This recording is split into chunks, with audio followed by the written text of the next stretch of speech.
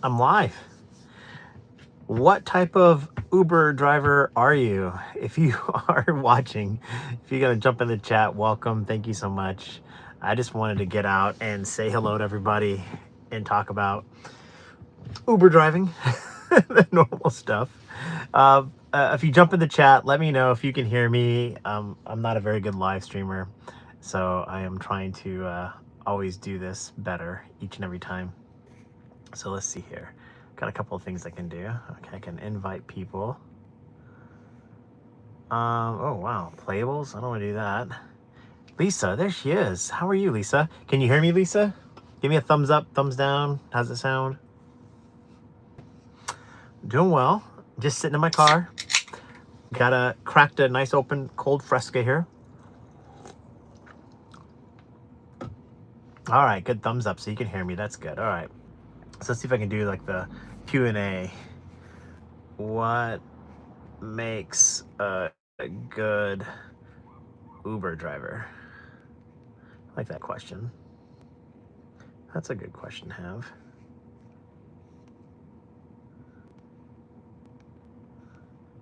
All right, there you go. Start Q&A. What's going on, everybody? So if you're joining the chat, I just found out that Uber passengers can see what we rate them. No way. Really? How do they see that, Lisa? That means basically from now on, if that's the truth, Lisa, I'm going to rate them 5-star or 1-star because I don't want to see them ever again. I just had somebody say that I was inappropriate and it's a passenger. I read 1-star. It happens every time I rate somebody a 1-star. Interesting. All right. So if you're joining the chat, let me know where you're driving, what kind of car you're driving, how your Friday night's going. I am, how do you monitor that backseat camera? Are you talking about this one up here? How do I monitor it? I don't. I don't think I've ever really used any content from my camera other than just for the blip of a social media post. And here's a little secret for those of you that don't know it. Edu, what's going on? Keith, what's going on? Everybody, Lisa, EV, what's going on?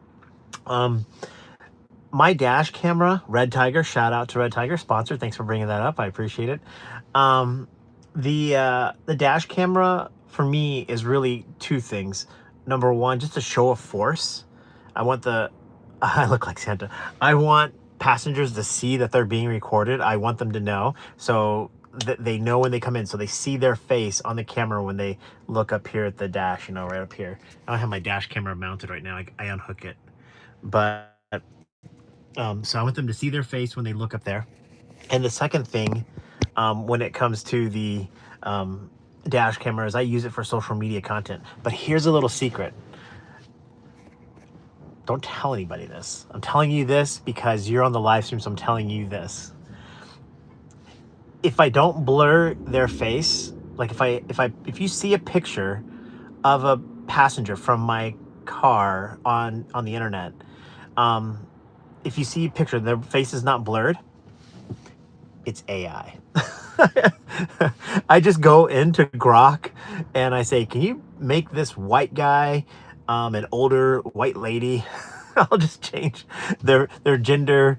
I'll change their age. I'll change their race. So there's that. Oh, fantastic.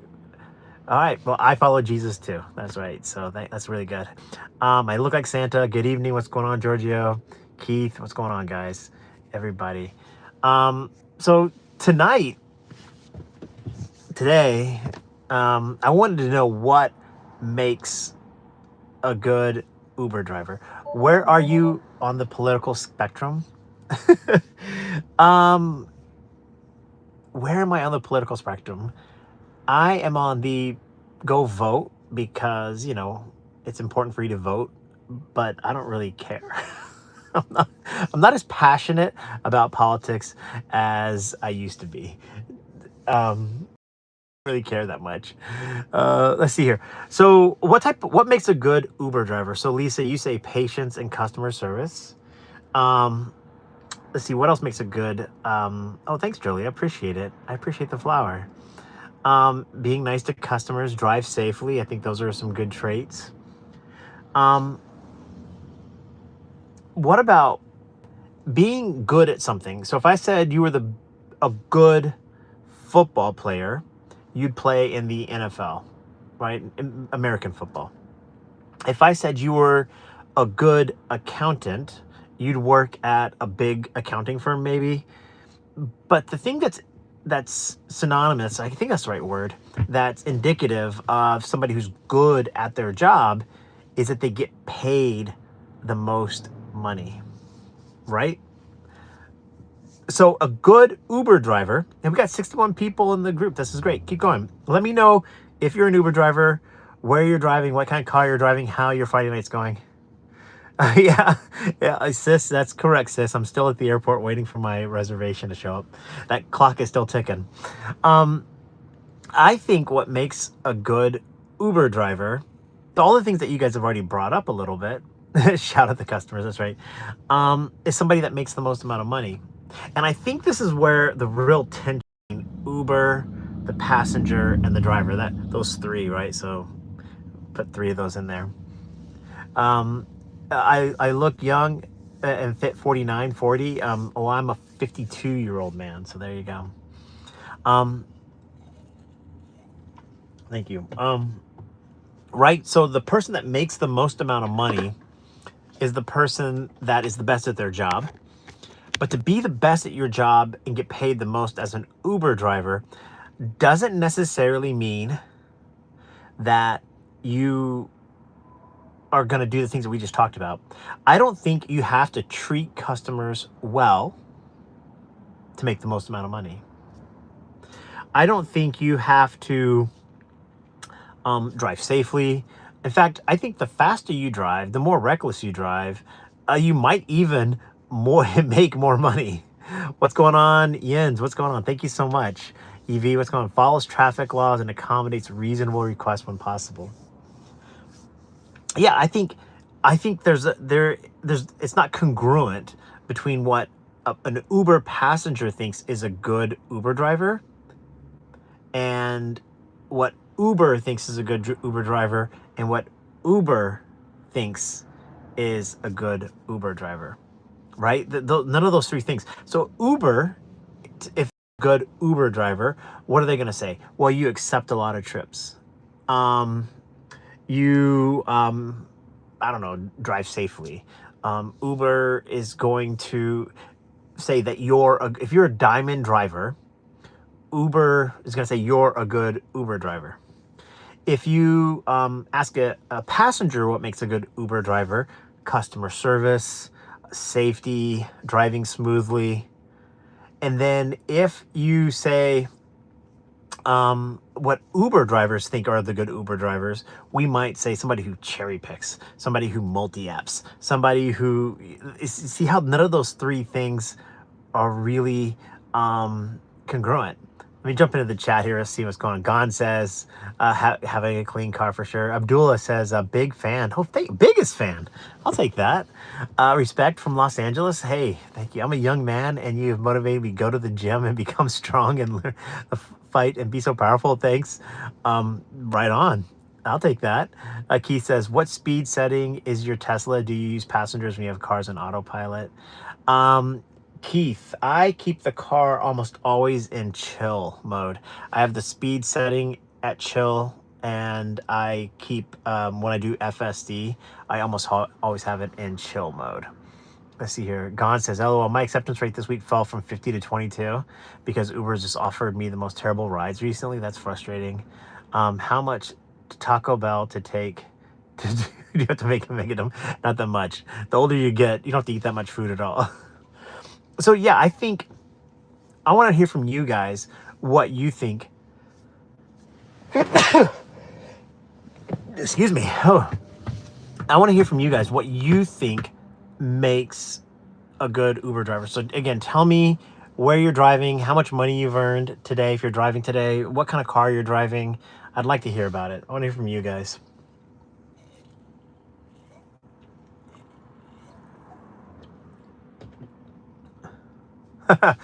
Evie says, why do you always refer to it as your Tesla instead of your car?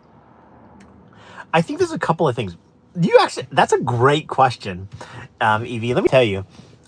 First, I think there's parts of what I do as a content creator and a writer that makes it a brand, right? So I have my beard, my glasses, right? I'm bald.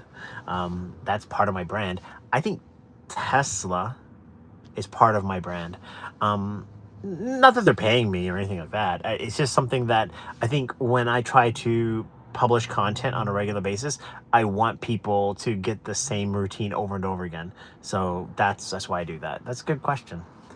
Sis says, I think it's totally random. I had a rough morning today. I wasn't getting rides less than a minute away, but it kept getting offered stuff that was 15, 20 minutes away. That's so frustrating. Georgia says, I'm in Georgia. Nice. Driving a Prius, and we're starting in about an hour. Where in Georgia are you? My family lives down in Warner Robins, Bon Air, Macon, that way. That's where my dad grew up, was down that way, Georgia. Tesla gnarly. What's going on? Yeah, Teslas are great cars. This one's kind of getting old, though. I've had it for 2.5 years, and I've driven it into the ground. Look, I'll show you. It's got a bunch of warning lights on it right now. I got to get them all fixed. So, tire pressure monitoring system's not working. There's a walk-away lock unavailable right now. Windshield washer fluid, I guess I could fix that. So, the car's always kind of like got warning lights on it right now. So, later this week, I'm going to get that all fixed up. Let's see here. Walter White, I'll take that. Did he look like, he didn't look like me though. He had like cooler glasses or something like that, right? Bibb County, okay, that's way up there, yeah. Greater Metro Atlanta. So what do you do? Why am I in the car? Because it's easier for me to live stream on my phone than it is for me to live stream from my studio. So I tend to go out and I Uber drive, and I take a break from driving, and then I live stream from that. So that's what I'm learning as a live streamer. You're from Norway? Oh my God. Was it Roe? Roe. You guys, everybody's a huge fan of Holland now, right? Because of Erling Haaland, because of the Norway soccer. So that's kind of cool. So what do you think makes a good Uber driver?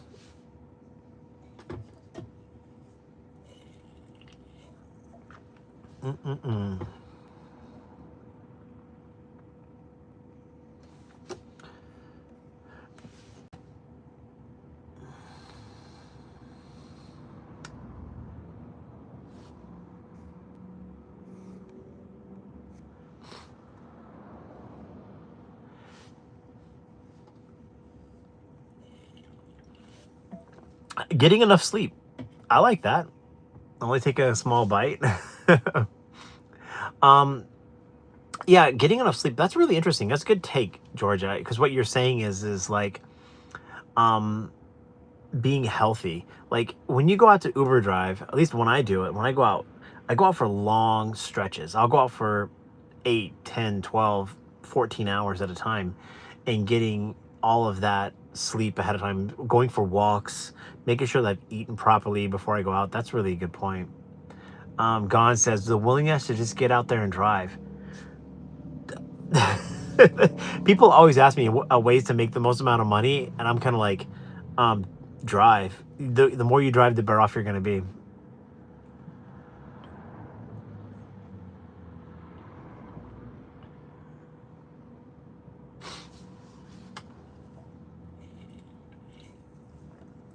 So where are you driving tonight, guys? What's your goal for the night as an Uber driver? If you're going to go out and drive tonight or this weekend, what's your goal? J-Dog says, seriously though, being friendly is key, for sure. Now, for me, what makes a really good Uber driver is your ability to listen. You know what I mean? When I'm driving, right? So I'm in the driver's seat right now. I got my hand on the steering wheel. I'm looking this way. Sometimes I look in the mirror, but I really can't see the passenger sitting back there. So, you know, they're sitting right back there. and I'm looking this way, I don't ever look at them. So the key for me as an Uber driver, when it comes to customer service, is what we're talking about here now, is the idea to actually just listen to the passenger. And when I say to listen, it doesn't mean that they communicate words and whatever. I'm saying I can hear if they're typing on their phone. I can hear like their fingernails sometimes on their phone. I can hear them shuffling in their seat. I can hear them fidgeting with things on the door handle, maybe stuff in their bag if I can hear that. I think listening to them is the most important thing, the most important aspect of being a good Uber driver. And then when they say something, listen to understand. That makes something really, really important to me too. I think that's really important. Let me jump in the comments. You got some more comments out there. Clem says, out in the South San Francisco Bay Area, $238 for 8 rides. Wow, those are some good rides. Evie says, why do you love a car so much that costs thousands to repair, was in the shop for months, no regular mechanic can work on, and now has loads of issues at 2.5 years old? I don't understand. Well, let's see. Why do I love Tesla so much? I think I had that one problem with the car. These other problems are really small. They'll be fixed in a couple hours. It's just like a quick little update. But the big issue is that, yeah, at 160,000 miles, I had its first mechanical issue happen with the vehicle. That's true. But I've had a lot of cars in my life, and every car after about 150,000 miles has issues. To pretend that a car has never had any mechanical wear and tear on a car after 150,000 miles, it is that. Now, the reason why I love Tesla over other cars, quite frankly, Tesla FSD. That's it. The car driving itself is by far the number one thing that I care about. If I can get the car to drive itself, that's that's all that matters. So I am so so much into Tesla FSD. That's what it comes to, EV. So let's see here. Okay. Heart of service, be disciplined and consistent, know what's going on in your area, create the best strategy you can do, and execute to it. Yeah, you do. I think that's exactly a way to look at it. If you want to be a good Uber driver, i.e. earn the most amount of money, if you can have really good customer service, have a plan, and go for it, that's probably the best way to make the most amount of money. Clem says, all reservation rides to the airport. Okay.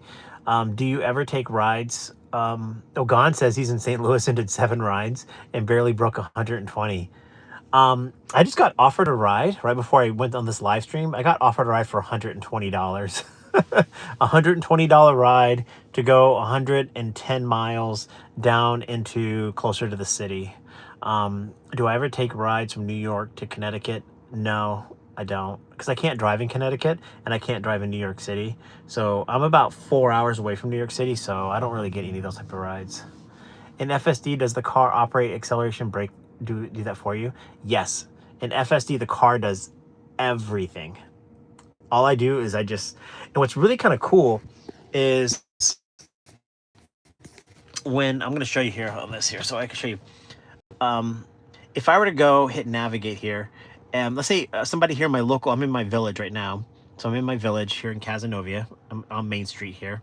And let's say a ride comes into Uber. The ride shows up right here and it automatically connects to Syracuse Hancock. Let's say it's going to the airport. And the ride comes in and it automatically maps me to Syracuse Hancock.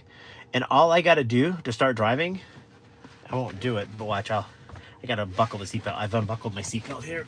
But so there you go. So I've got my seatbelt buckled. All I got to do is hit start self-drive. Now watch. The car's going to drive itself. Oh, cause that's right. I got to put the phone key because I turned Bluetooth off. So I can't drive. I turned Bluetooth off so I could, my phone is my My phone is the key to the car, but I turn Bluetooth off so I can do FS, so I can talk to you guys here. Extreme, you're out in North Texas. Let's see here. Q, whatever, I can't read that here, says, what's the best restaurant you've ever discovered because of driving? Oh my gosh, that's a great question. What's the best restaurant I've discovered because I've been Uber driving? There's a couple of I love tacos. There's a couple of oh, look at that Cybertruck. That is so cool. Wish I had a Cybertruck.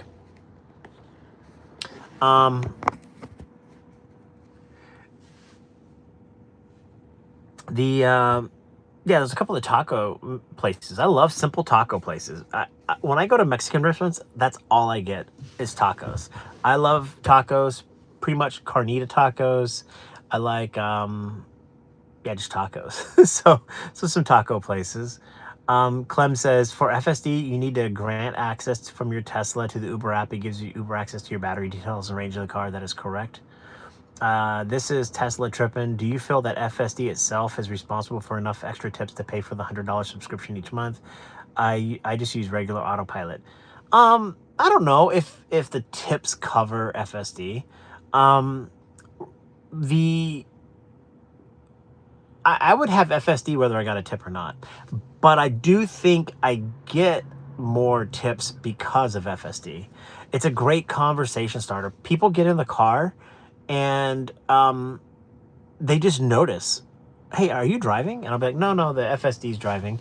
And then they lean in because the screen is really big, and they lean in and they just watch the screen, and they watch all the cars and all the people walking by, and they get really enamored with it. Only once or twice maybe have I ever had somebody be upset about it. And you're talking, I've done like probably 8,000 rides in my Tesla. Everybody loves FSD. It's really been a pretty good thing. Let's see here. Lucius says, understanding acceptance rate, you need to make money. Accept the rides that will make you money. Uber makes money regardless. That's fair. That's a good thing. That's what makes you a good Uber driver.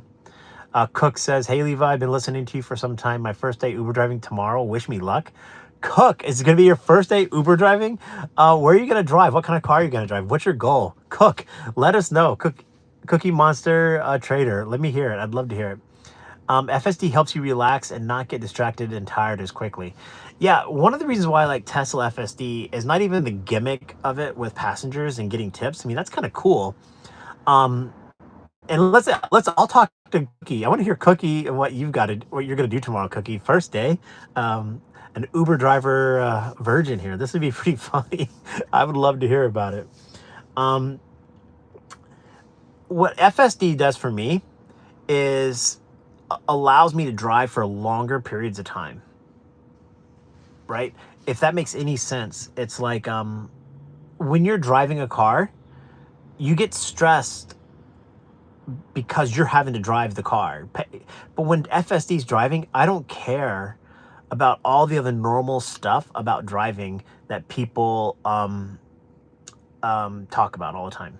So like, should this car cut in? This person honked at me. When I'm doing FSD, honestly, I just don't care about what other drivers are doing. I'm paying attention to them. I don't want to get in a car wreck, but my stress level just completely drops. It's like I'm a passenger instead of a driver. So it's really kind of cool. All right, so let's go back to Cookie here. I want to see what Cookie's got. So Cookie's going to be doing,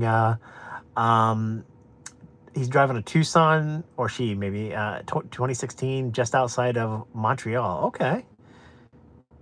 Is that the French part of Quebec? Cookie? Wait, MS, you're gonna start Monday and you're in Denver? Awesome. We got hello, Levi, great content. Hi from Charlotte. I love Charlotte, North Carolina. Charlotte's one of my favorite towns. Charlotte is always a place that I stop on my way south when I head to my parents down in Georgia. Charlotte's great.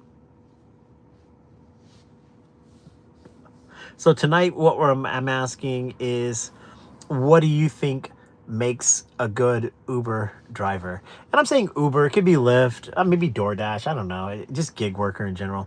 But I think the three things that the three people involved in the transaction have three very, very different opinions. So Uber thinks a good Uber driver is probably somebody who's a diamond driver with a high acceptance rate, right?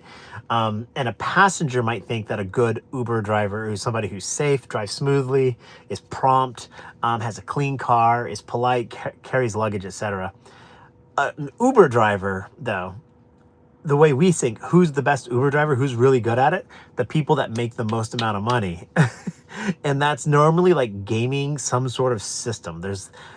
You got to have some sort of game, some sort of strategy. So they're all three very different.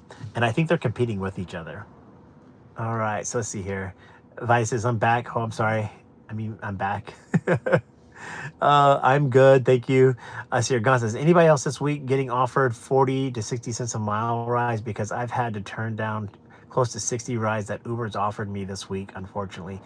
I would say most of the rides that I get right now are right around $1 to $1.25 per mile.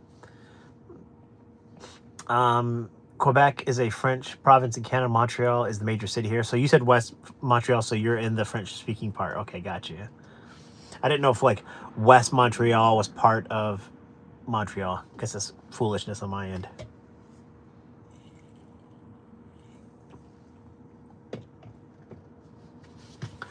Well, since we're here for a little bit, I thought I'd tell you a couple of stories. You guys want to hear a couple of stories about some fun Uber rides and some not so fun Uber rides? Let me know.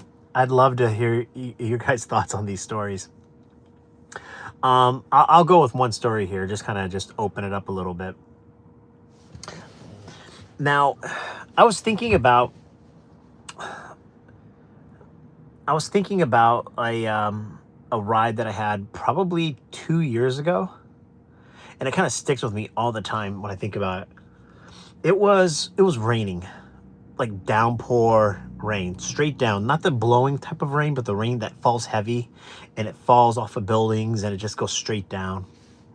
And it was about 2:30 in the morning. I was out Uber driving and I get a ride in the downtown area, in the bar area, to go pick up Susan. I don't know her name. Let's just say Susan. And so I'm going to go pick up Susan and I'm driving through the rain. Now all the bars had closed at 1 o'clock. So to pick up somebody in the bar area is kind of like, like where all the bars are. It's like, what are they still doing there? And so I pull up to where Susan is. And if you can imagine, underneath like a little awning, it's a girl and a guy. And they're college students. They're probably, let's say 20, 21 years old at the oldest. And they've been standing out kind of under this awning, but they're still kind of getting wet. So they jump in this door here. The guy gets in first and he slides all the way across to that seat, the kind of the main Uber seat, right? And Susan, the girl that ordered the ride, gets in and she sits right there in the middle. So the guy's sitting right there and Susan's sitting right there in the middle. So nobody's in that seat right there. Now, I look in the mirror. We'll pretend for a second. I'll look in the mirror. There you go. So it's me looking in the mirror. There you go. Is that me looking in the mirror? So I look at Susan in the mirror. I'm looking at her. And she's sitting right there in the middle. And her hair is just all come down, right? It's all wet. Her mascara's running. And she has like this sad look on her face. And so before I start to drive, we just make that eye contact where it's like she's not saying something directly to me, but she is communicating to me through her eyes in the mirror. And I just ask her, I say, hey, are you doing okay? What's going on? And this is where the ride gets really awkward. She doesn't say anything. She just stares at me, looking right through me, as if looking way out into the distance. And the guy that she was with, I don't know what his name was, he goes, I just broke up with her. And so now I know she's sad because he just broke up with her. But the real funny thing about it, or maybe not funny, the interesting thing is she ordered the Uber and he's in the car. And all I could think to myself is like, if somebody just broke up with me, they would have to order their own Uber. I'm not going to pay to have them ride with me no matter where we're going, right? And so he's back there and she doesn't say a word the whole ride. She doesn't even like look in different directions. She just keeps staring at me in the mirror with those sad eyes and the hair running down and makeup all over her face. Just, you could tell it was like she was really distraught.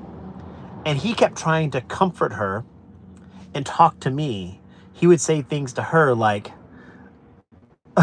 he'd be like, hey, don't worry, we can always be friends.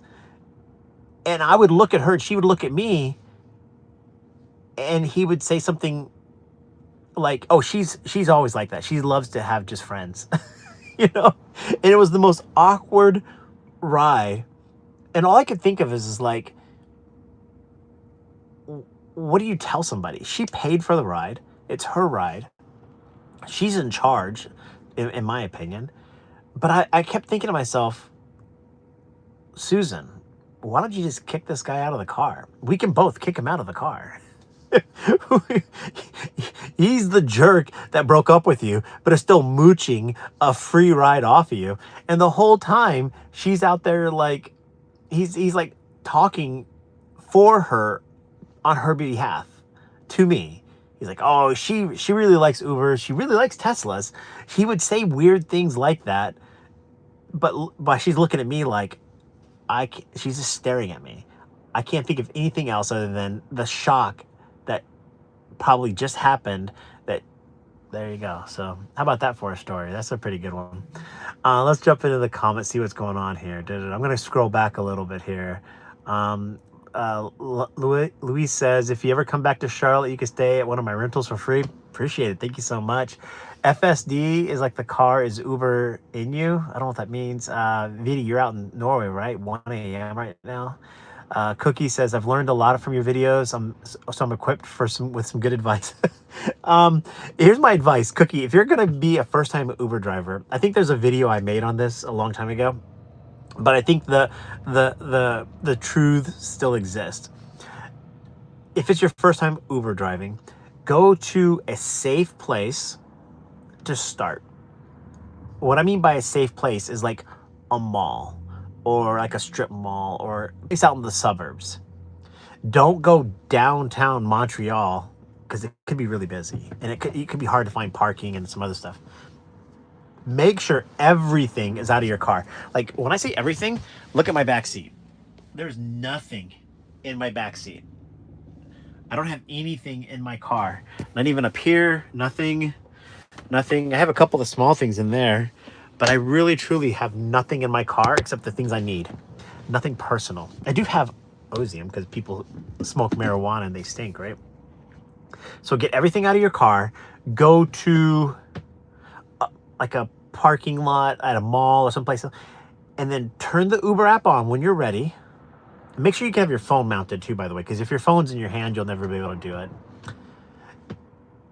And then whatever the rides are that you get, take the shortest rides possible. Try to take a ride that's like 20 minutes at the most.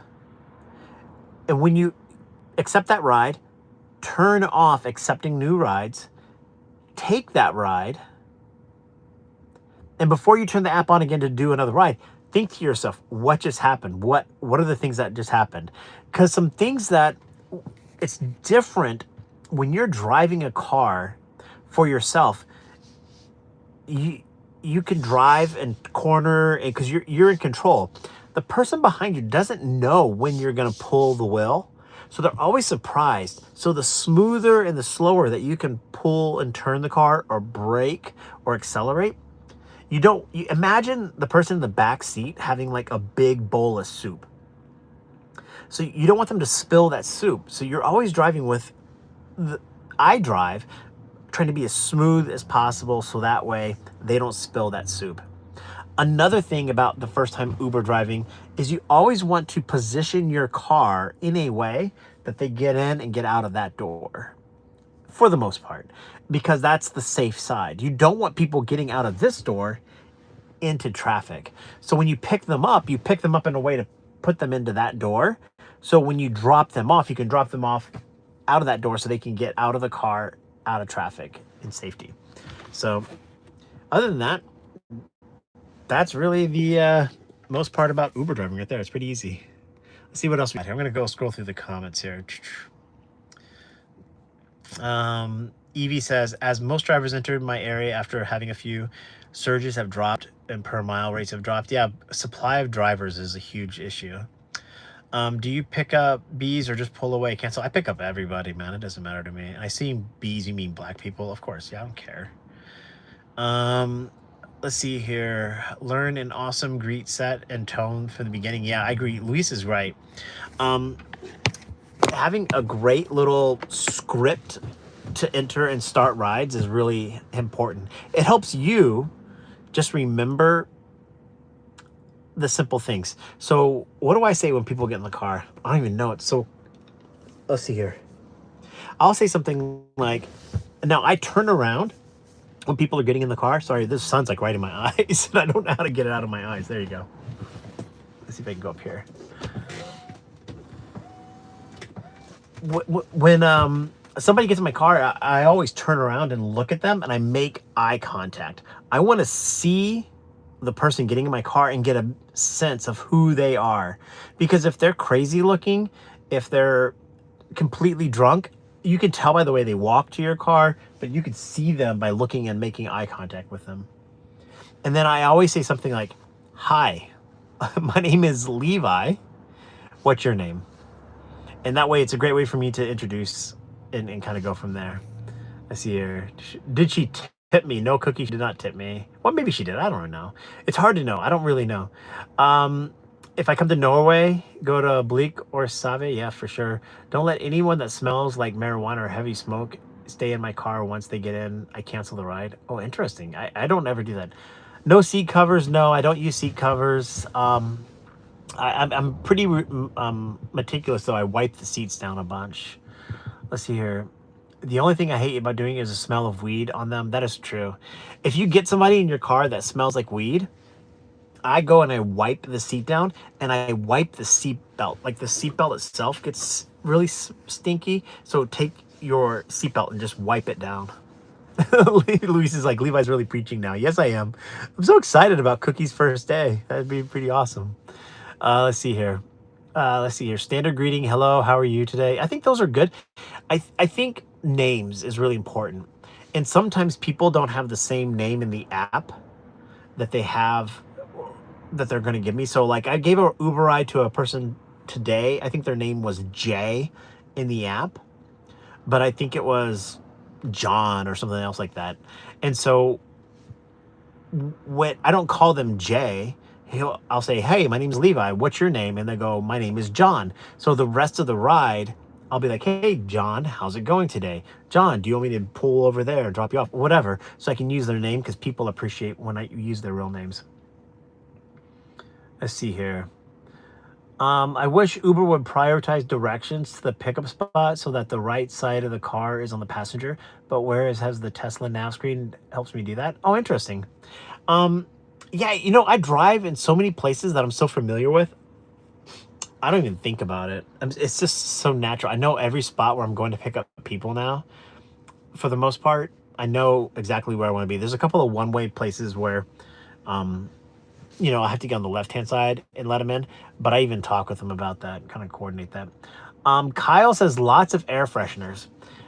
Can I push back on that a little bit, Kyle? Just a little bit? I think sometimes people, their car smells too strong. So there's like a bad smelling car, like your car smells like BO, and you don't want that. But you also don't want to be like overly fragrant.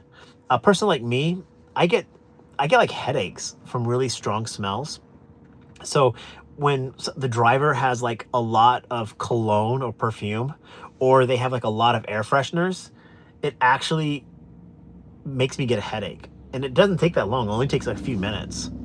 So I would say that that's a big issue. So Ozium is great because what it does, it kills smells. And then if I do spray it, I drive with the windows down for a good 5 minutes to help the ozone get out of the car. Um, let's see here. How do you handle radio or music? Should I play my own music or on low volume or just leave it off? I think for my first day, I would just have no music. But I have a lot of playlists. I do have a lot of playlists. In fact, I was just responding to somebody else's comment on one of my videos about music. Um, I do stereotype. When I see people coming up to my car, I try to pick music that I think will fit the moment. And when I say stereotype, I don't care about race. I don't think that's the big issue. I think age has a really big thing. Like, I'm not going to play Bad Bunny or some sort of modern hip hop, whatever, for people that are my age or older. But when they're college kids, that's not a bad thing, especially on a Friday night. You might play Bad Bunny in that scenario. I like a lot of yacht rock, a lot of jazz. I think that those are easy. Things like Miles Davis, like late 1950s, early 1960s jazz is really good. And I keep the volume so low that they can hear something playing, but then they lean in. And if they like the music, they'll tell me they like it and they'll tell me to turn it up or whatever. I think where music hits home runs, though, all the time is the later at night that you go. The later at night, there's a real mood to drivers. So leads me to my second story. You guys, what have you guys seen the Odyssey, the movie yet? Let me know if you've seen the movie The Odyssey. I'm gonna go out and look in the chat here real quick. I've got a movie review about The Odyssey. Did you watch the movie The Odyssey? Have you read the book? And are you a fan of Christopher Nolan? Louis says The Odyssey was nice. Yep, there you go. So one person's seen it. Techno, did you like it? Technicolor, did you like Technicolor or Tony? There you go. Did you like the Odyssey?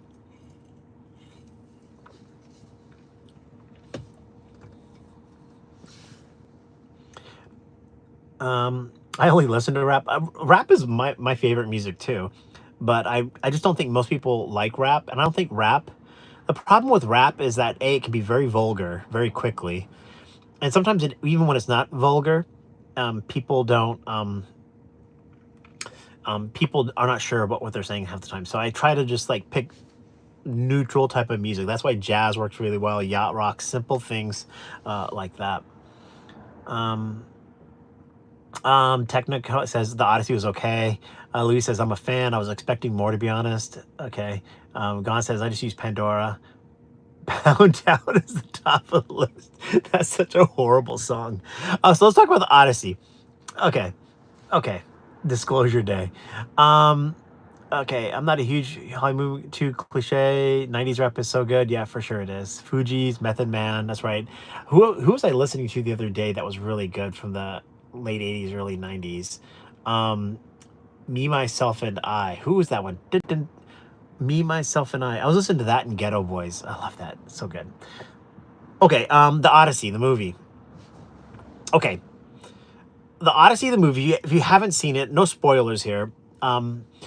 Here's my review of the Odyssey, and I'm going to relate it back to Uber driving. Now, the Odyssey, the movie, in the IMAX theater, is loud. It's so many quick cuts. There's a lot of action. It's really intense. It's 3 hours of just boom, boom, boom, boom. There's just not a lot of scenes that lets the movie just breathe, if you know what I mean. It's just cut after cut after cut, and like the camera was handheld. It was just a lot of motion and a lot of sound and a lot of intensity. Am I right? If you've seen the movie, raise your hand in the comments. Let me know. Right? The movie, it's great. It's a Christopher Nolan movie. So if you like big, epic, shoot 'em up type of movies, that was the Odyssey. Now, okay, that was the Odyssey. That earlier that day, I watched Rocky for like the 100th time. I love the movie Rocky. It's one of my favorite movies. It's just great. And comparing and contrasting Rocky to the Odyssey, the Rocky movie is slower. And there's a scene in Rocky that I think is just, it's one of the most powerful scenes in all of movies. It's where the old guy that wants to be the manager, he finds out Rocky is going to be fighting the champ. So he goes up those stairs and he knocks on Rocky's door at his apartment, and he confronts Rocky like, hey, he asks, I'm 70 something. I'm an old man. I could help you as a fighter. I would love to be your manager. But Rocky's having none of it, because Rocky was like, hey, you just kicked me out of my locker. And 10 years ago, you should have helped me 10 years ago. Now that I'm going to have a chance to fight the champ, now you want to be in my life. And so Rocky like yells at him, and the old man leaves, and he kind of slowly goes down the stairs, exit the apartment, and he walks down the street. Are you familiar with what movie, that scene I'm talking about? So the old man is kind of going down the street. It's nighttime. There's a little soft jazz playing. There's like a train, a subway train off in the distance. He's out in Philly, out in the middle of the night. There's nobody else on the street. It's like 2, 3 in the morning maybe. And it just walks down that street, and it's really slow. Then Rocky comes outside, goes down the stairs, and he runs down the street, chases the old man down. And they're really small on the screen. Like, so the screen's really big, and they're just little tiny characters on the screen. There's no dialogue. And you can just see Rocky put his arm around the old man over his shoulder, shake his hand. And you realize, watching the movie, Rocky forgave him and says, yeah, he's going to be the manager. Now, I'm comparing and contrasting Rocky to Christopher Nolan's The Odyssey. Both movies are fine. Both movies are good. And we're talking about music. In fact, you guys in the chat are talking about music right now, right? Mickey, that's right. Mickey was the manager's name. And I'm comparing and contrasting those two. Now, if you're an Uber driver, follow along with me. This is really, see if this analogy works. If you drive, especially in a college town, but on a Friday night, like right about now, 7:30 at night here on the East Coast in America, people are going out to go party.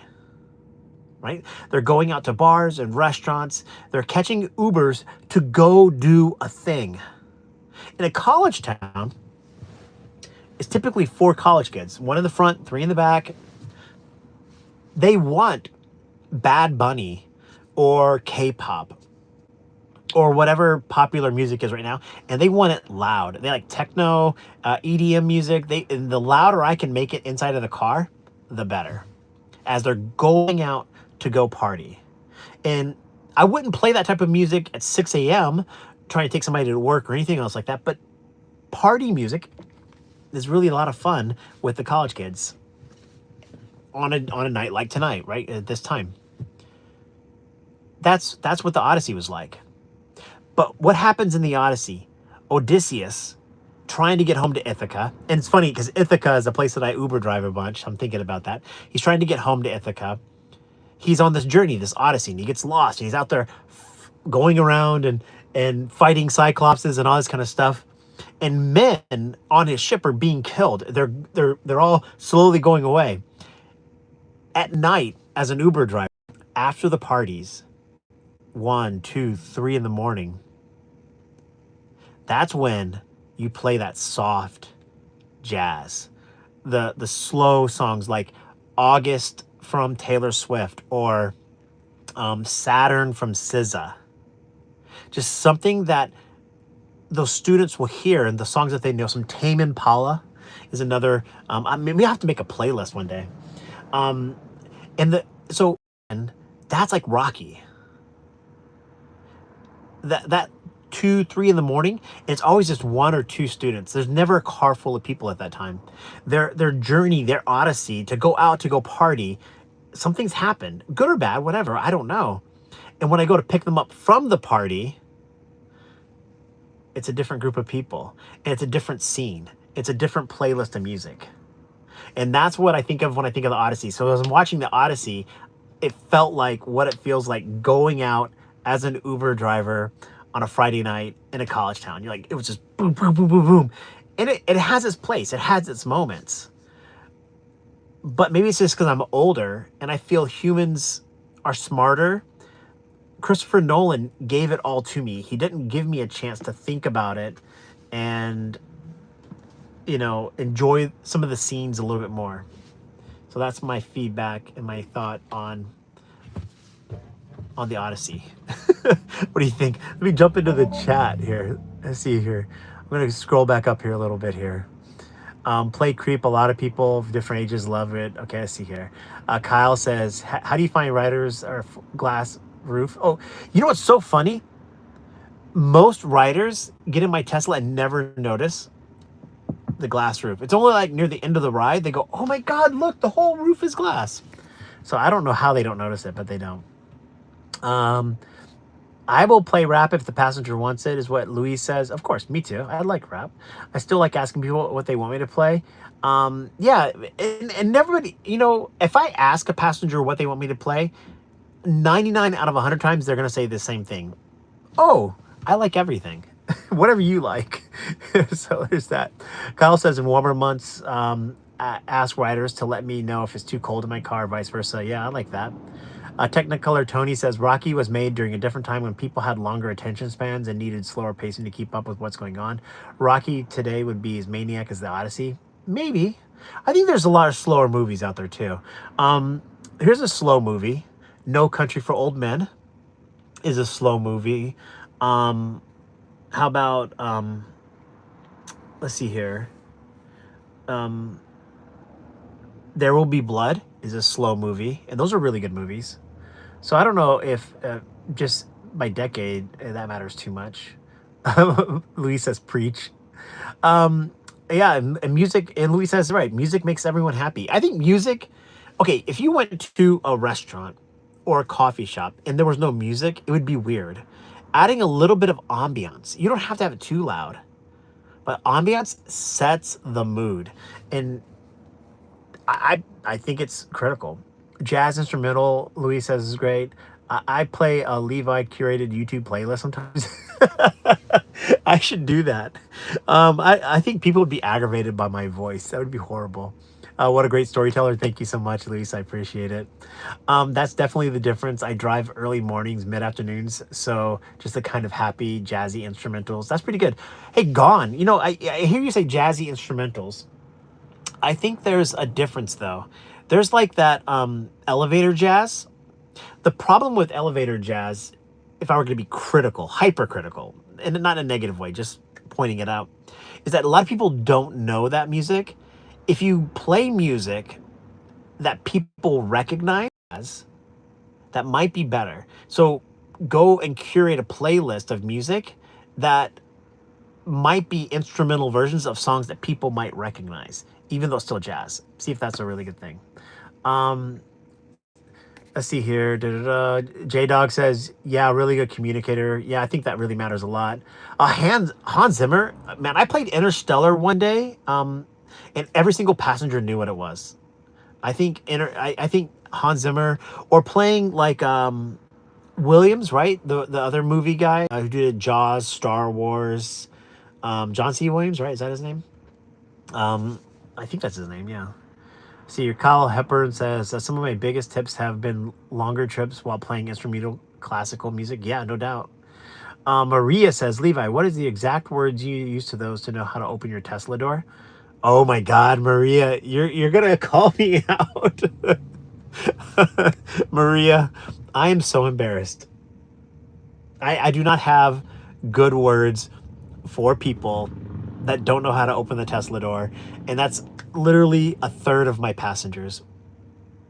Okay. What I tend to do is I see them like touching the door, and then they'll go like, I don't know how to open the door.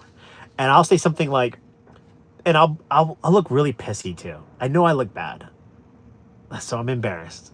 But I'll like push the big part in and grab the handle. And then I roll the window down to tell them, because I can't reach. I'm too short of a guy. It's so bad.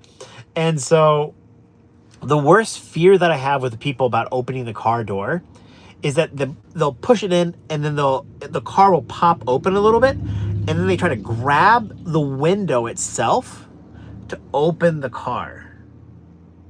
So I'm trying to get them to use the handle. But if you were to look at my door, my car door, it is all scratched up. It's a complete mess because people just have their car keys in their hand and all these other kind of stuff, and they always are just damaging that side of the car.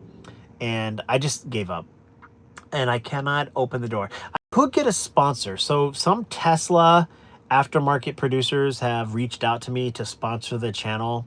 They want me to make videos, and it's just tough. I don't really like doing videos, one-off videos for products. But there is a product where you can get like a button in your car. You push it, and it pops the handles out and lights them up. But then I'd have to like pull apart the door and put it in. And these hands are a hand of a man that was an accountant. And I don't do manual labor very well. So I hate, like today I changed out all the air filters in my cars. And just kind of preparing for winter. And I hate doing manual labor. So that's why I go to the car wash and they have them wash the car. I pay my 15-year-old son to cut the grass. I'm not very good with that stuff. So Maria, I probably look pretty pissy about it.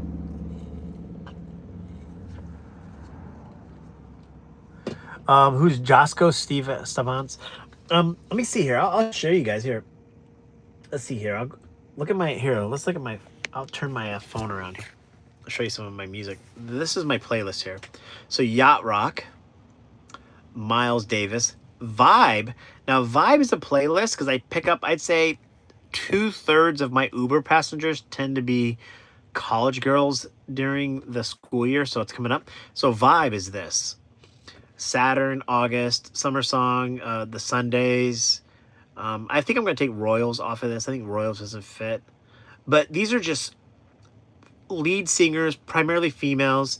And I'm telling you, every time I use this playlist, the girls are in the car. People in my car for like 5 minutes. They like that one. 80s, this is more about me just driving around. Kinda Blue is definitely one of my favorite albums of all time. I can listen to this album all day, every day for the rest of my life. That's a good one. Like where the Miles Davis one, this is more of like a radio station that cycles through a bunch of different songs. Tobacco is a nutso, you can tell, kind of band. It's instrumental. What's cool about Tobacco is that they play the music, but they loop it back through a tape deck so it sounds old. And their lyrics are not real lyrics. It just sounds like it. Fish, I don't like Fish at all. But it was a Fish concert last week, so I did a bunch of rides to and from a Fish concert. So I had Fish as a playlist. James Taylor, M83 is great. Tron is when you put the car in Tron mode. It's a Tesla thing. It plays that. What is that? Operation. I have no idea what that is. Oh no, that was a band. That was a band that somebody recommended, and I was out driving in wine country, so I had Taylor Swift play. So let's see here. Let's see my other.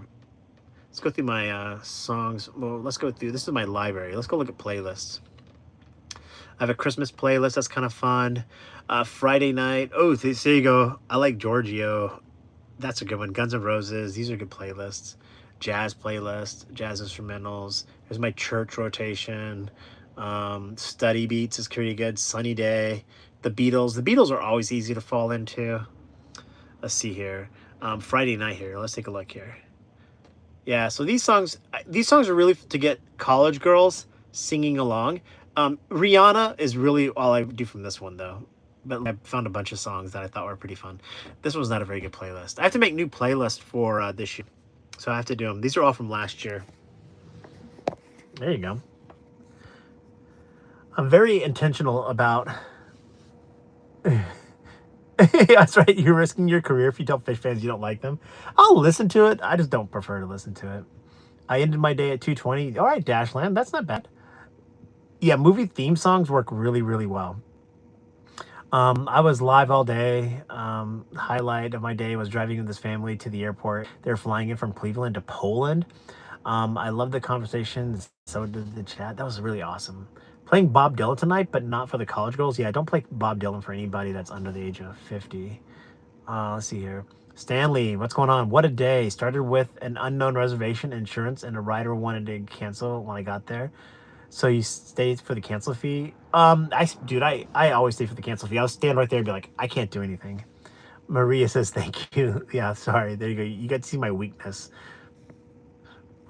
Can you open the door from the inside? There you go. So there's that. Bob Dylan. So yeah, I think music's a huge thing. And I think we're talking today about like what does it make to be a good Uber driver? And I think music selection, being customer service, that kind of stuff really matters. Um, but how it's not congruent. What Uber wants from an Uber driver versus what the passengers want versus what. Let's see if I can get that. There you go. Just a little bit out of my eyes. Oh, the sun is like it's not setting. You'd think it's setting below the horizon, but it's just hovering right in this one spot. And it's like right in my eyes. But I said to really provide really good customer service, you have to listen to the passenger. And I thought I'd tell you another story about a passenger. And this is another story that just stuck with me. This probably happened the first year or two when I was Uber driving 4, 5, 6 years ago. I yeah, I get a lot of hospital pickups. You know, people, mostly nurses, right? People that work at the hospital, cleaning staff, whatever. And you're just taking them to and from work, right?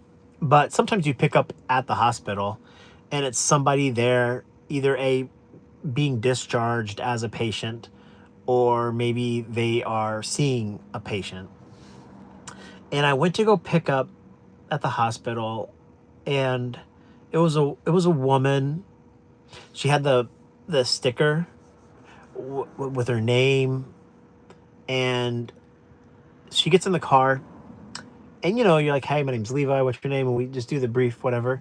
And I ask, "How are you doing?" And she decided to let me know how she was doing. What had happened is she gave birth about 4 months before that, and it was hard to understand her. She was Spanish speaking. I don't know where from. Probably like some Caribbean island, maybe Dominican Republic, maybe. So she spoke Spanish, and her English was choppy. But I listened to understand and try to hear what she was saying. And she had given birth 4 months ago, and the father was there, but he left. He went back to New York City. He didn't stay in town, so she was in town, and her child has problems.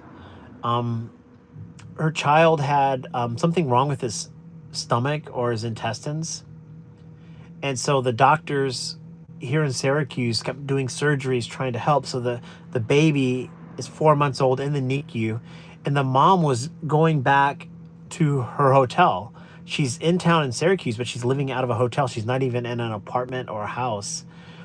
And she's been in the hospital for weeks on end, and she's just really stressed, like any mother or any parent would be, or anyone for that matter, about a child, a baby, an infant. And she just kept telling me more and more about it.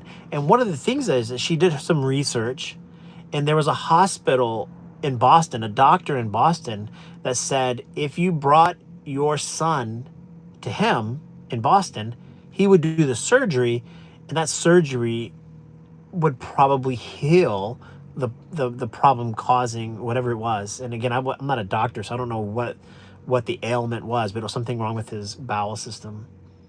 And she's she's telling me that the doctors in Syracuse and the insurance company won't let her take her son and go to that hospital. They were like, no, your son has to stay here. And she seemed really frustrated, like anybody would be. She kept saying, I'm trying to save my son's life, and the system, the insurance and the hospitals and the doctors here locally were fighting her.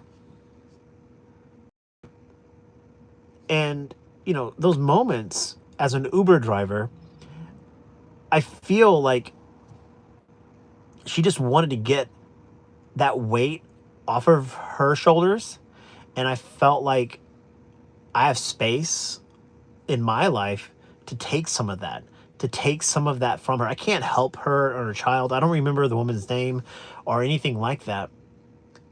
But she said, as she's getting out of the car, I told her, I say, hey, I wish you the best. Do you mind if I pray for your child, if I tell my wife? And she's like, no, please. And yeah, that'd be great, you know. And then she, you turn around and you look at the passenger, and she looks at me as she's kind of getting out, and she's leaning back in the car, and she said, you're the first person that actually listened to me. And that's just crazy. And I know other people probably listened to her, but they didn't listen to understand her emotions, her feelings, what she was going through. They were trying to solve her problem, whereas I can't. I don't offer. There's nothing I could do to help her with her son.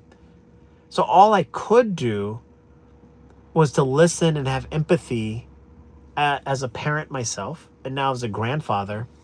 And you think about these small children, and having some sort of whatever horrible thing that's going on in their life, and the loss of power and control that a parent might feel in that moment. And when you feel there might be a chance to maybe save their life, you're going to try to do everything you can, and they're not allowing her, and the frustration that she's having. I And for her to just say, you're the first person that's listened to me, you know I, I, I felt like I did my job. I think that makes me a good Uber driver. I think that makes me a good human. And that's just not to say that the doctors and the insurance are bad. I don't know the situation, but all I can do is offer kindness and being a good listener. So there's a good story. Uh, let's see. I'll jump into the chat, see what's going on here in the chat here today. Lisa says the storm was crazy during that Fish concert. I didn't see it. Um, I dropped people off at the Fish concert. I did not stick around to pick them up. I never do. Like this weekend here in New York, in Syracuse, is the tonight's Luke Combs. I think, right, is the Luke Combs concert. I'm not going to pick up anybody from that. And then tomorrow is Usher. I'm not going to even get involved with that at the Dome. The Dome is just too difficult to get people in and out of. Um, Juju says people are going through a lot. That's why I stop automatically giving writers 1 star if they don't say thank you at the end of the trip. Yeah, yeah. You never know what people are going through, and they don't have to talk to you to tell you that they're going through something. I think you and I, as drivers, you've been around enough people. If you've done it hundreds, if not thousands of rides, you can sense it. You know. And yeah, so I think that matters. Let's see here. Kyle Huppern says, a lot of my riders just want to ride in silence. I do my usual greeting, small exchange, and then let the riders decide if to talk further or not. Yeah, I agree. I totally agree. It's tough to find out if they want to talk or not. And what's probably the most awkward, Kyle, is when you think they don't want to talk, so you sit there in quietness for a long period of time, and then all of a sudden, like 5 minutes into the ride, they start talking to you, and you're like, wait, I thought we weren't talking this ride. Let's see here. Lil Sean says, bro, I just take the $10, $20 and go on to the next person. I'm not a therapist. Yeah, see, I don't think I'm a therapist either. I don't think listening to that mother was being a therapist. I think it's just being human. And there's no way on God's green earth you're ever going to get me in a scenario where somebody is expressing horrible pains in their life and me not pay attention to it. I would rather just, yeah, that's life. I care about other people, and especially, mothers and their children and stuff like that. It means a lot to me. Dan says, delivering some Uber Eats all night tonight. Nice. Good job, Dan. Dan says, also, normally I multi-app, but tonight I'm just grinding out Uber Eats. Just want to simplify things tonight. It's a grind. Yeah, I love that, man. Yeah. I know if I multi-app, I'll make more money. But honestly, sometimes it's just not worth the headache. It's just too much for me sometimes. And so I like just keeping on one app, not trying to cherry pick, not because I'm trying to make the most amount of money, but because my brain can't absorb it all sometimes. Yeah, turn the brain off and chill. Totally agree. Juju says, I'm considering moving from New York City market to Syracuse to be closer to my family, but I'm scared of losing access to the New York City market. Man, here's what I'll tell you. Juju, during the school year, New York City drivers come up to Syracuse, up to Binghamton, up to Ithaca, up to these college towns and Uber drive. And I'll see them, at the gas station or at the charger or at other places. And they're like, yeah, we rented a bed and breakfast. There's 3 of them. And they say, we're making a killing. I think the New York City drivers think they're making the most amount of money, and they don't realize other places just outside of New York City make a lot of money too sometimes. So here's what I would recommend to you, Juju. Find a college town. There's a couple right up the Hudson River. Go up to like let's see here. Where would I go? Not too far outside. You have to come all the way up here. Go to see. I'm looking up the Hudson River. Peekskill, West Point, Fishkill. Go to Poughkeepsie. Right, Poughkeepsie is probably an hour and a half, maybe 2 hours from New York City. And in that college town, there are 2 colleges, or 2 at least that I know of. There is, I'm trying to think of the names of the colleges, but there's 2 colleges in that town. And just Uber drive there. You'll be surprised at how much money you can make taking $5 trips, $10 trips all night with college students, especially if you have the right music selection and the right vibe. You can do that. TPH, thank you so much. I appreciate the gift. I really do. Thank you. What is I thank you. If you think you could, if you go to those college towns and you like that, you'd be surprised, because a lot of Uber drivers around here are generating $2,500 a week Uber driving. There you go. There, so, yeah, your real estate advisor, University of Albany is another place. Go up to what's it? Go up a little farther north of Albany. What's the college up there? Right, up near, not Troy, but Saratoga, Clifton Park. There's a lot of, yeah. Go up that way. Boston Spa. Yeah, so I'm looking at my map here. College towns are really a lot of fun. You made a video, but what's your formula for finding your true cost? Luke asked, what is the formula for finding my true cost? All I really do to find my true cost is, the most important thing for me is the depreciation of the vehicle. So this car, I paid $36,000 for it out the door, right? And I think it's going to last me 300,000 miles. So all I have to do to figure out the depreciation of the vehicle, and I'm going to sell it for $5,000, maybe $3,000 when it gets to 300,000 miles, right? It'll be salvage value of the vehicle. And so you just take the 36,000 minus the salvage value and divide it by the number of miles that you're going to drive, and that's your depreciation cost. Maintenance is pretty easy. Just total up all the maintenance costs you're going to have on the car, divided by the number of miles you're going to drive. So tires, brakes, whatever else you're going to do, oil changes if you got a regular car, and then that comes out to a dollar amount. And then the gas is probably the easiest calculator, and that gives you a dollar amount per mile, which is your cost. And for me, in this Tesla, it's 30 cents per mile. And so every mile I drive, I just take 30 cents and put it to a savings account. And then I use that savings account to pay for things like electricity, fuel is electricity, same thing. But like if I need to get new brakes or whatever, I use that. And then there's money sitting in that account, a lot of money now, because I've been counting for the depreciation on my vehicle, right? So when I go to buy a new Tesla, because I'm going to go buy that new Tesla when I can, I'll have a lot of money, upwards of $30,000 in that account of depreciation on this car. So I'm keeping the depreciation in for myself, if that makes any sense. You look a little bit like Rolf Harris. Do you get that a lot? I don't know who that is. Uber and Lyft will not send rides. Juju says, will not send to TLC licensed drivers outside of New York City unless it ends in New York City. I've had Lyft open a lot.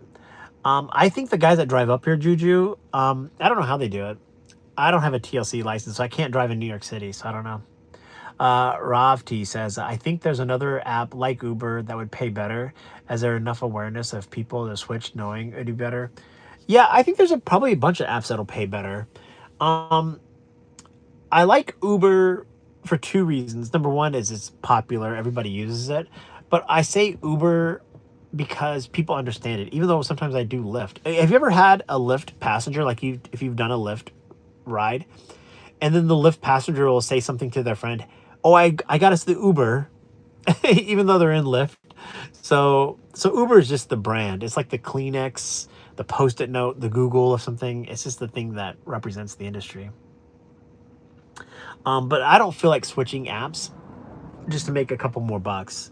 Um, if it's big and it's really popular, then yeah, sure. But I'm not going to be the one that's going to run it.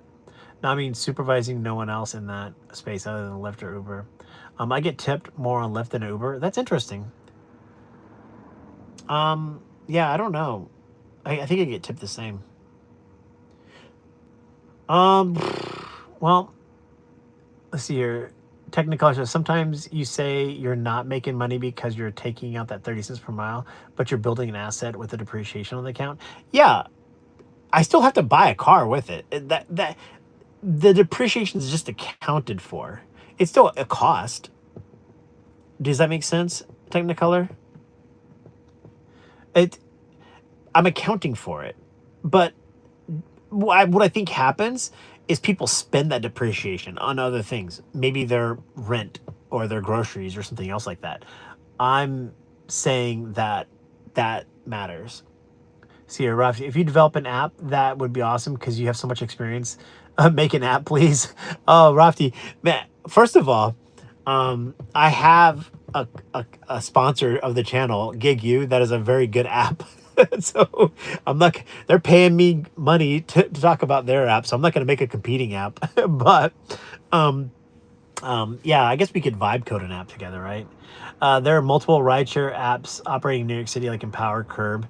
Yeah, see, like Empower and Curb are not upstate. You can't use them. And I know Empower is technically not allowed by the TLC, right, in New York City, but people still do it. Um, all we have up here is Uber and Lyft.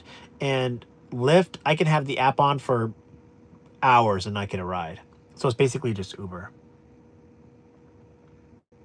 But that car is now an asset, so it adds to your overall wealth. That's a good thing. That's correct. Yeah, I mean, yeah, if I were to, so if I take that 15 cents, right, for of depreciation for every mile that I do, and I put it into a bank account, and at the end of my Uber, let's say when this car dies, right, and I decide I don't want to be an Uber driver anymore, and I don't buy another car, well, I still have the money, but it's accounted for, and I will need another car if I'm going to continue to drive. So that's the point of um that's the point of counting for it is depreciation. Don't spend it on groceries or whatever else.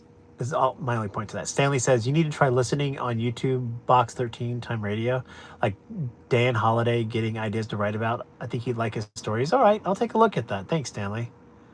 A mystery response. I had a paid passenger talking to me. Please post this live later. I will. I think this live will stay out there. So on to the next car. If you keep the depreciation account, you have an even bigger asset. Yeah, not really, because the cars are losing value. So if I were to buy another car with that depreciation, it's not like an asset that gains value unless I bought some sort of like collector car.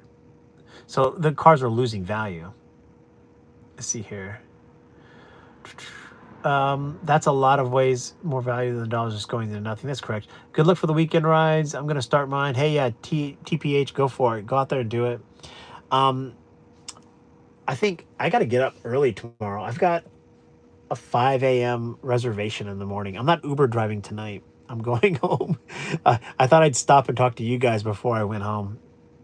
So what is it, 8 o'clock? Yeah, I got to get going, get ready for bed. Um, Drivers, you've heard me say this a bunch, and I think it really matters, and I want to make sure you hear it again and again and again, that you matter. You matter to me. You matter to your passengers and to Uber. And sometimes it doesn't feel that way because we're out there alone, right? The apps feel like they're working against us. The passengers try to take advantage of us, and it's really frustrating. But you matter, and I'm on your team. And I think there are other content creators that I really truly like and enjoy. I think like Torsten, the rideshare professor, he's like hardcore advocate. Me and my son laugh. We love to watch his videos with his sound effects and everything. I think Sergio, Driver Eddie, they're all really good content creators.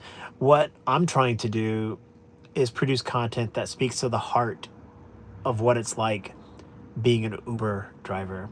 That feeling that you get, like at least the feeling that I get, sometimes you feel like you're alone, like everybody's working against you, and then you get dumped on by these stories that people tell you, and it's an emotional strain sometimes when people tell you those things. So yeah, so I'm cheering for you is what I always try to say. I want you to be safe, healthy, and happy. I want you to make as much money tonight. I really do. I hope you do. But I want you to know that I'm cheering for you. I hope you enjoy the ride. I really do. And yeah, so be well, be safe, everybody. I'm gonna sign off of this channel. Everybody, thank you much for the gifts, and TPH gone. Thank you for participating in the channel, everybody. Luke, thank you so much for cheering for me. Thank you, Technicolor, everybody.